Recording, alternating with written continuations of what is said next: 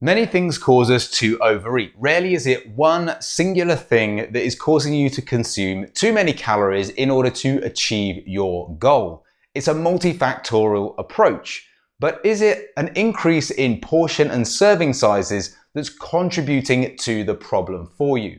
When we look at things like junk food, if you want to call it that, fast food, beer, chocolate, things like that, pretty much across the board, we see over the course of a number of decades increasing portion sizes, serving sizes being offered up and marketed to us. And therefore, is it your intrinsic willpower that's not strong enough to resist those ever increasing portions? Is it the fact that your willpower is not strong enough to maybe just stop when you're full or pick the smaller option? Do you always go for what's presented in front of you?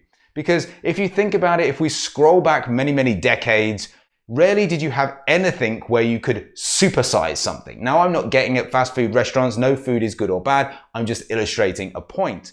But you get into this situation where rarely could you have had a full sugar soda that was as big as your fucking head. You couldn't really order that. It wasn't available to you. So is the fact that we're having these options, these smorgasbord, if you will, of various different highly calorific options put in front of us, actually leading us towards this notion of, or this idea of overeating and that contributing to the problem? As I said, if it is, it's only one element of the whole entire issue. But is it something that we can address? That's what we're going to be talking about in today's episode of the show. Now, if you're listening to this on podcast, leave a rating and a review. That would be absolutely awesome. If you're watching on YouTube, like and subscribe as well.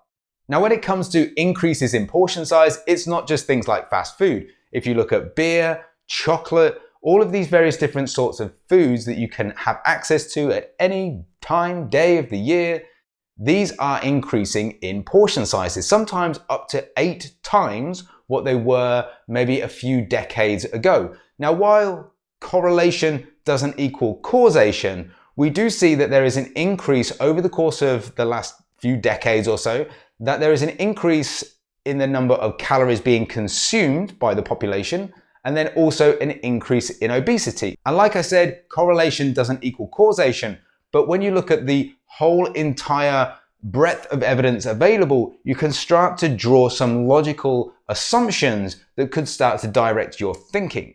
So the question is, are these increasing portion and serving sizes partly to blame for the issue where you're being tempted and actually overeating and potentially putting on weight and not achieving the goals that you want? The answer is possibly. So let's look at some research that's been done in this particular area to really flesh out this particular scenario. So I've made some notes of 3 particular studies that I want to draw to your attention. Now, if you're watching on YouTube, I will flash these up on the screen so you can see where they are and you can see the highlighted pieces of text and things like that. If you're listening on a podcast, I suggest if you want to delve into this research or you're interested in it at all, then pop over to YouTube and watch the video. So the first one comes from 2007.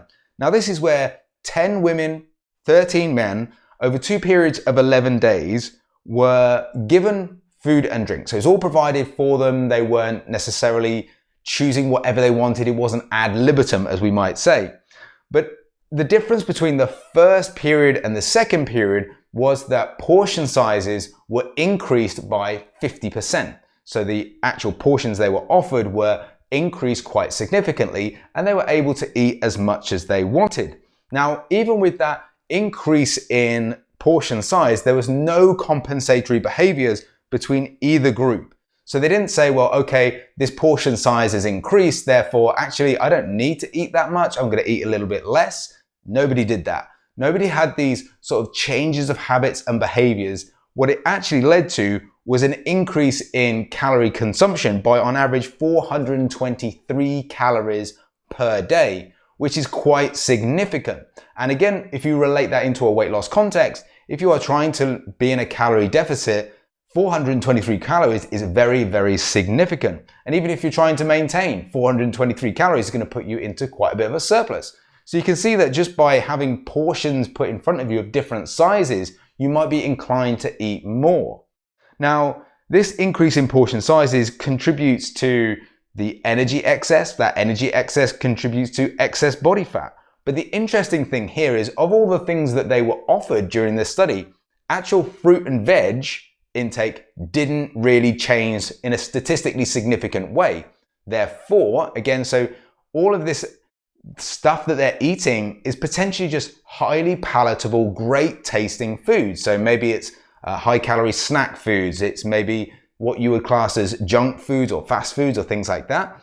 But it tastes really good. And you're putting more portions in front of, or not more portions, but bigger portions in front of people. And because it tastes good, then they can eat more of it. If it's a case, well, maybe the fruit and veg they're offered is relatively bland, and therefore it doesn't really warrant people to keep eating and eating and eating.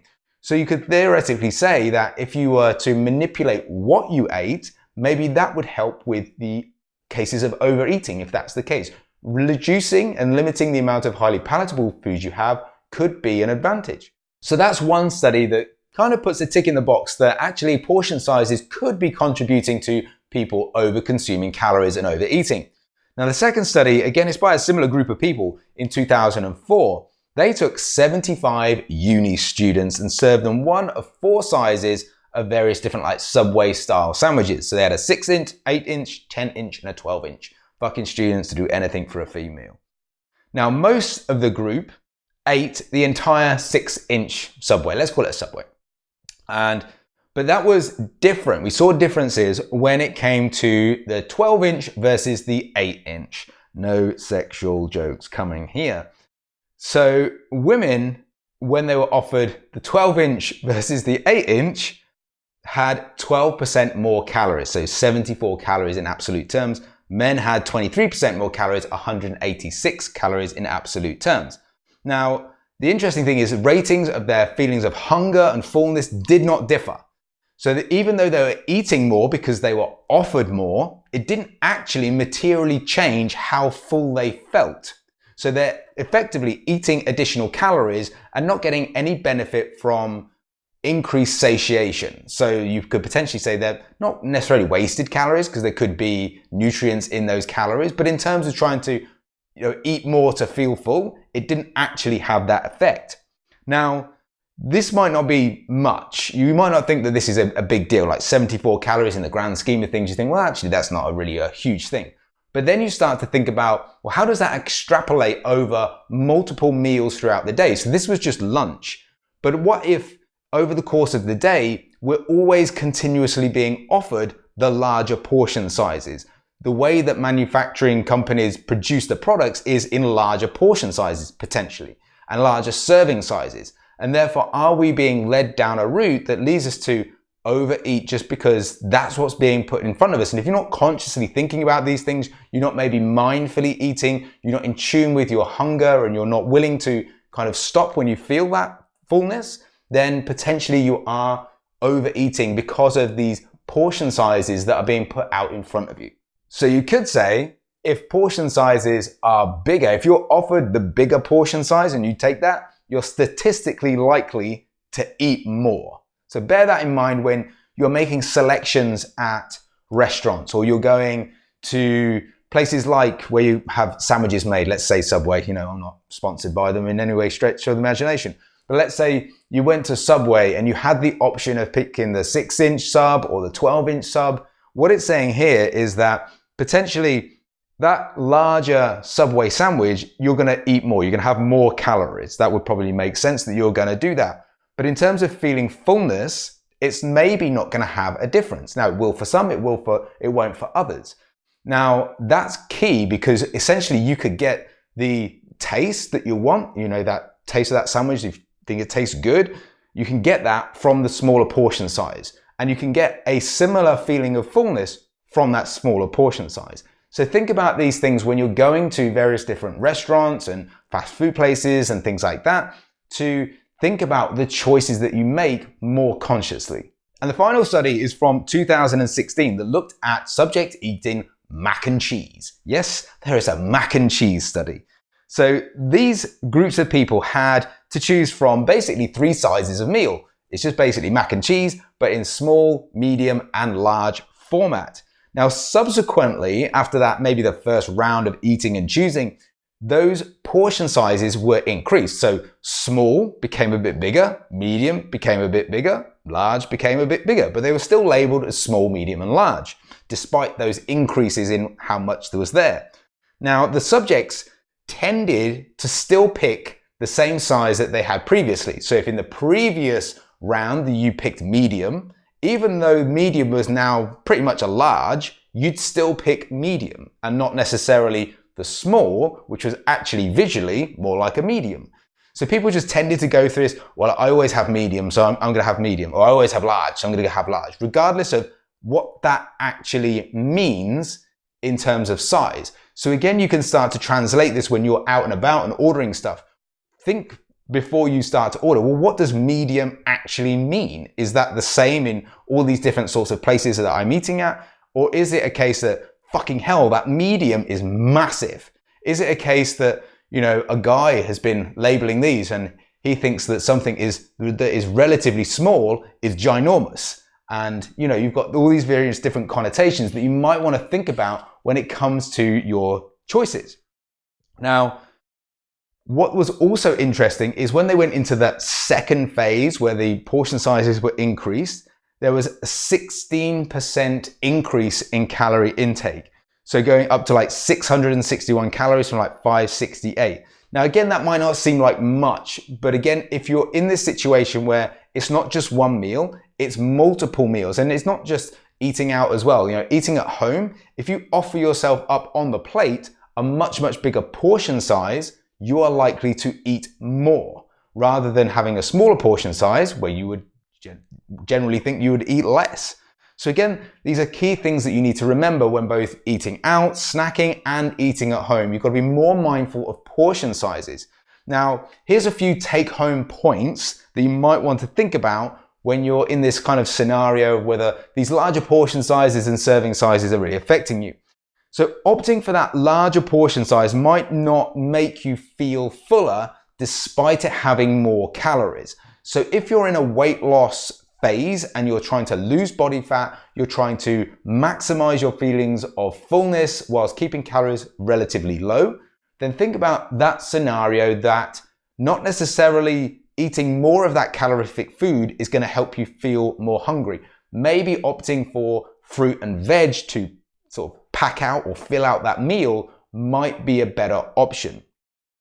Then be mindful when you eat. So if you are in a situation where you have bigger portion sizes available, then you don't have to eat the whole entire thing. You can eat more mindfully, eat to your own internal hunger cues. If you think about things, for example, on a scale of 1 to 10, like 10 is absolutely stuffed. That's like Christmas Day stuffed, and you can't move. You need a fucking break. You got meat sweats. You need to kind of cool off before you can actually function as a human being again. Now, you don't really want to be at that stage every time you eat. Maybe you want to be around about a 7 or 8. So you feel like, yep, I'm nicely satisfied by this meal. I'm not absolutely stuffed, but I do feel full. Again, start to think consciously about where you sit on that scale and eat to that point, not necessarily eat everything that's put in front of you. The other thing is that palatability plays a key role in overeating. The classic example I've used in the past, particularly with clients, is the bowl of rice. Let's say that you enjoy a bowl of rice. You enjoy eating rice. Now, you could put a bowl of rice in front of yourself and start eating. And I'd say to you, eat as much as you want. So you start to have spoonful after spoonful after spoonful, but after a while, just plain rice gets a little bit bland. So you kind of say, yeah, I've had enough of that, don't want any more. But then I say, okay, right, what's your favorite sauce that you like to put over some rice or something like that? Maybe it's a sweet chili sauce, something like that.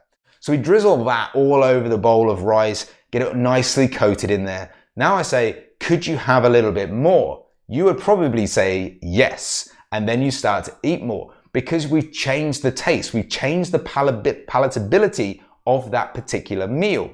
Now, if you again think about that in the context of the foods you eat, if you're eating foods that are always very highly palatable, I'm not suggesting you just have to eat food that tastes like dog shit, but having food that's really highly palatable all the time will potentially lead you to overeat because it's all these new flavors, these new taste sensations that are coming at you that causes you to potentially overeat. So think about that. Think about reducing that variability, reducing the amount of highly palatable foods you have to help you stop from overeating.